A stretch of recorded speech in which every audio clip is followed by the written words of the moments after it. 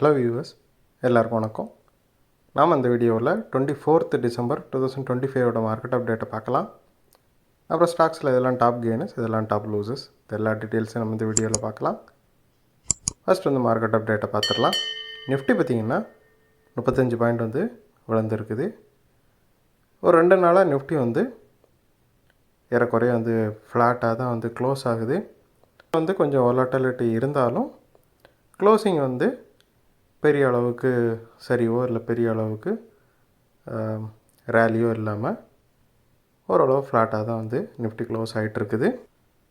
So இப்போ இந்த சின்ன கரெக்ஷனுக்கு காரணம் என்னன்னு பார்த்தீங்க அப்படின்னா, சில ஹெவி வெயிட் ஸ்டாக்ஸில் வந்து ப்ராஃபிட் புக்கிங் போயிட்டுருக்குது. அப்புறம் எஃப்ஐஎஸ் வந்து கண்டினியூஸாக மறுபடியும் செல்லர் சைடில் இருக்கிறாங்க. அது மட்டும் இல்லாமல் இது கிறிஸ்மஸ் ஹாலிடேஸ் அப்படிங்கிறதுனால ட்ரேடர்ஸ் எல்லாமே வந்து கொஞ்சம் காஷியஸாக இருக்கிறாங்க.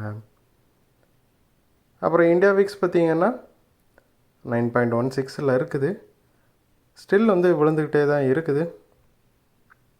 இந்த மாதிரி இந்தியா விக்ஸ் வந்து ரொம்ப கம்மியான அளவுக்கு சரிகிறப்போ அதுக்கப்புறம் பார்த்திங்கன்னா ஒரு இன்டென்ஸான டவுன்வோர்டோ இல்லை அப்போர்டோ மார்க்கெட் வந்து மூவ் ஆகிறதுக்கான வாய்ப்புகள் இருக்குது. அதாவது இந்த மாதிரி ரொம்பவே இந்தியா விக்ஸ் கம்மியாகிறது எதை இண்டிகேட் பண்ணுதுன்னா, மார்க்கெட்டில் வந்து வொலட்டிலிட்டி வந்து ரொம்ப கம்மியாக இருக்குது அப்படிங்கிறது தான் இண்டிகேட் பண்ணுது. ஸோ இந்த மாதிரி சமயங்களில் வந்து திடீர்னு வந்து ஒரு இன்டென்ஸான சேஞ்சஸ் வந்து மார்க்கெட்டோட ஃப்ளோவில் இருக்கிறதுக்கான வாய்ப்புகள் இருக்குது. ஸோ கூடிய சீக்கிரத்தில் வந்து அது வந்து ஹையர் சைடோ இல்லை லோயர் சைடோ வந்து ரொம்ப அதிகமான இன்டென்சிட்டியோட மூவ் ஆகிறதுக்கு சான்சஸ் வந்து ரொம்ப அதிகமாக இருக்குது. பெரிய அளவில் நெகட்டிவ் நியூஸஸ் எதுவும் இல்லாததுனால கண்டிப்பாக வந்து அப்போர்ட் ரேலி இருக்கிறதுக்கான சான்சஸ் தான் ரொம்ப அதிகமாக இருக்குது. ஏன்னா ரொம்ப நாளாக கன்சால்டேஷனில் இருக்கிற நிஃப்டி வந்து கண்டிப்பாக ஹையர் சைடு போகிறதுக்கான சான்சஸ் தான் ரொம்ப அதிகமாக இருக்குது. ஸோ இந்த சமயத்தில் யூஎஸ் மார்க்கெட்டும் வந்து ரேலியாக இருக்குது. யூஎஸ் மார்க்கெட்டில் பார்த்திங்கன்னா ரீசெண்டாக அதோட 3rd quarter GDP growth data வந்துச்சு. ஸோ அது வந்து பார்த்திங்கன்னா 4.3% அப்படிங்கிற ஆனுவல் ரேட்டில் இருக்குது. இது வந்து யூஎஸ் மாதிரி வேர்ல்டுலேயே வந்து ஃபஸ்ட்டு இருக்கிற எக்கானமிக்கு வந்து ரொம்பவே பாசிட்டிவான விஷயமாகவும் இது வந்து ஒரு எக்ஸலண்ட் வந்து க்ரோத்தாகவும் பார்க்கப்படுது. ஸோ இது வந்து மார்க்கெட்டுக்கு ரொம்பவே பாசிட்டிவிட்டியாக கொடுத்துருக்குது. அது மட்டும் இல்லாமல் நார்மலாகவே இந்த கிறிஸ்மஸ் சீசனில் வந்து அங்கே ரேலி இருக்கிறதுக்கான வாய்ப்புகள் வந்து ரொம்பவே அதிகம். இதை யூஸ்வலாக அவங்க வந்து சாண்டா கிளாஸ் ரேலின்னு சொல்லுவாங்க. ஸோ இந்த ரேலி வந்து இந்த குட் நியூஸோடு சேர்த்து வந்து நல்லா ஹையர் சைடுக்கு மூவ் ஆகிட்டுருக்குது. அப்புறம் டாப் கெய்னர்ஸில் பார்த்திங்கன்னா ஃபஸ்ட் வந்து ட்ரெண்ட் இருக்குது. ஒரு 100 பாயிண்ட் வந்து ரேலி ஆகிருக்குது. ட்ரெண்டு பார்த்திங்கன்னா இந்த வருஷத்தில் வந்து இயர் டு டேட் வந்து 39% கிட்ட விழுந்துருக்குது. ஸோ அது 52 வீக் லோவுக்கு போனதுக்கப்புறமா கொஞ்சம் டெக்னிக்கலாக ரீபவுண்ட் வந்து பார்க்க முடியுது. அப்புறம் ஸ்ரீராம் ஃபைனான்ஸ் பார்த்திங்கன்னா டாப் கெய்னர்ஸில் வந்து செகண்ட் இருக்குது. 15 பாயிண்ட் வந்து ரேலியாக இருக்குது. ஸோ ஸ்டில் வந்து அந்த ஜப்பானோட எம்இஎஃப்ஜி பேங்க் வந்து இதில் 20% ஸ்டேக்கை வாங்கி இன்வெஸ்ட் பண்ணது பாசிட்டிவிட்டி அந்த ஸ்டாக்குக்கு கொடுத்துட்ருக்குது. அப்புறம் டாப் லூசஸில் பார்த்திங்கன்னா ஃபஸ்ட் வந்து இன்டர்குளோப் ஏவியேஷன் இருக்குது. 75 பாயிண்ட் வந்து விழுந்துருக்குது.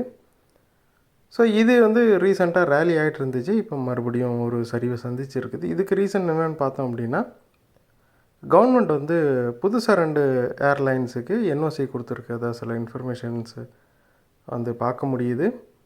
ஸோ இதனால் இந்த ஏவியேஷன் செக்டரில் வந்து காம்படிஷன் வந்து இன்க்ரீஸ் ஆகும் அப்படின்னு எதிர்பார்க்கப்படுது. ஏன்னா வந்து இன்டர்குளோப் ஏவியேஷனோட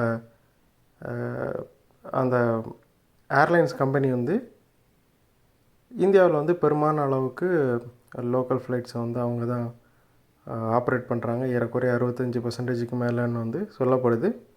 ஸோ இந்த சமயத்தில் புது ஏர்லைன்ஸுக்கு வந்து கவர்மெண்ட் என்ஓசி கொடுத்துருக்கிறது வந்து இண்டிகோவுக்கு கொஞ்சம் நெகட்டிவாக பார்க்கப்படுது. அப்புறம் டாப் லூசஸில் செகண்டு பார்த்திங்கன்னா டாக்டர் ரெட்டிஸ் லேப் இருக்குது. ஒரு 17 பாயிண்ட் வந்து விழுந்துருக்குது. இதுக்கு காரணம் பார்த்திங்கன்னா ஓவராலாகவே ஃபார்மசூட்டிக்கல் செக்டரில் வந்து ஒரு வீக்னஸ் தான் காணப்படுது. அது மட்டும் இல்லாமல் சில ஸ்டாக்ஸில் வந்து ப்ராஃபிட் புக்கிங்கும் போயிட்டுருக்குது. ஸோ இதெல்லாம் சேர்ந்து வந்து டாக்டர் ரெட்டிஸ் லேப் வந்து ப்ரெஷரில் வச்சுருக்குது. ஸோ இன்னும் வந்து மார்க்கெட் வந்து இன்னும் ஒரு சில நாட்கள் தான் இருக்குது இந்த வருஷம் வந்து முடிகிறதுக்கு. ஸோ மார்க்கெட் வந்து அதுக்குள்ளே ஃப்ளாட்டாகவோ இல்லை வந்து கொஞ்சம் ஹையர் சைடில் தான் க்ளோஸ் ஆகிறதுக்கு சான்சஸ் வந்து ரொம்ப அதிகமாக இருக்குது. ஏன்னா ட்ரேடிங் செஷன்ஸும் கம்மியாக இருக்கிறதுனால, இது வந்து ஒரு ஹாலிடே சீசனுங்கிறதுனாலையும் பெருமான அளவில் வந்து மார்க்கெட்டில் நம்ம மூவ்மெண்ட்டை பார்க்க முடியாது. அதுவும் இல்லாமல் யூஎஸ்லேயும் பார்த்திங்கன்னா ஹாலிடேஸுங்கிறதுனால அவங்களோட மார்க்கெட்லேயும் பெரிய சேஞ்சஸ் இருக்காது. ஸோ அதோட இம்பேக்டும் வந்து நம்ம மார்க்கெட்டில் வர்றதுக்கான வாய்ப்புகளும் வந்து கம்மி தான். இந்த சமயத்தில் வந்து டிஏஎஸ் வந்து ஸ்டில் வந்து அதிகமான அளவுக்கு பை பண்ணிக்கிட்டே இருக்கிறாங்க. ஸோ ஓரளவு அவங்களோட பையை வந்து கவுண்ட்ரு பண்ணுற மாதிரி வேறு எந்த பெரிய நெகட்டிவிட்டியும் இல்லாததுனால மார்க்கெட் வந்து பாசிட்டிவாக மூவ் ஆகிறதுக்கான சான்சஸ் தான் ரொம்ப அதிகமாக இருக்குது. ஸோ இந்த வீடியோவில் நான் உங்களுக்கு கொடுத்த இன்ஃபர்மேஷன்ஸ் எல்லாம் கண்டிப்பாக ஹெல்ப்ஃபுல்லாக இருந்திருக்கும். நான் நம்புகிறேன் இது உங்களோட ஃபியூச்சர் ட்ரேடிங் செஷனுக்கு கண்டிப்பாக ஹெல்ப் பண்ணும். இந்த வீடியோ உங்களுக்கு பிடிச்சிருந்துச்சின்னா லைக் பண்ணுங்கள், ஷேர் பண்ணுங்கள், மறக்காம சேனலுக்கு சப்ஸ்கிரைப் பண்ணுங்கள். அப்படியே அந்த பெல் ஐக்கானை கிளிக் பண்ணிங்கன்னா டெய்லி அப்டேட்ஸ் தவறாமல் கிடைக்கும். தேங்க்ஸ் ஃபார் வாட்சிங். Keep supporting. நான் இன்னொரு வீடியோவில் உங்களை சந்திக்கிறேன். தேங்க்யூ.